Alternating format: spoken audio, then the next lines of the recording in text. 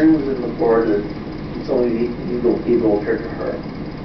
Dear Mary, you have found favor with God. You will bring forth a son. Son? His name will be Jesus. He will be called Wonderful, Counselor, Almighty God, Everlasting Father, Prince of Peace. In all those days, when all the world be censored by Caesar Augustus.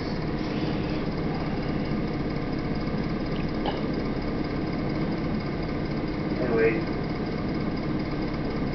Mary gave Joseph her husband and walked all the way to Bethlehem. And she brought forth his firstborn son and laid him in a manger for the soul of the end. Then there were wise men in the east. Then there were shepherds in the east, flying the field. He watched over their flock by night, and lo, the angel of the Lord came upon them. His word of the Lord was everywhere. They were afraid. The angel said, Fear not, for behold, over you tidings of great joy, a message for the people of the world. One who was born this day in the city of David, a Savior, Christ the Lord. There shall be a sign unto you. You will find Abraham stolen clothes lying in the manger. With the angel, multitude of the heavens both praising God, and saying, Glory to God in the highest, and earth peace to the world of all people.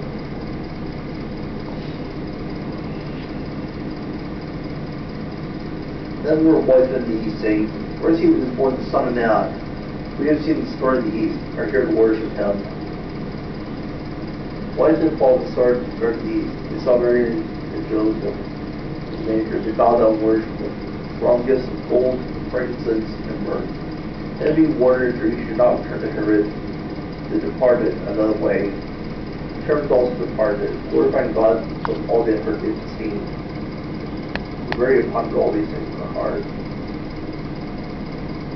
Gently a king is born, from shepherds her subject and draw for a throne. Tonight a king is born. Gently a king is born, the shepherds her subject and draw for a throne. Tonight a king is born.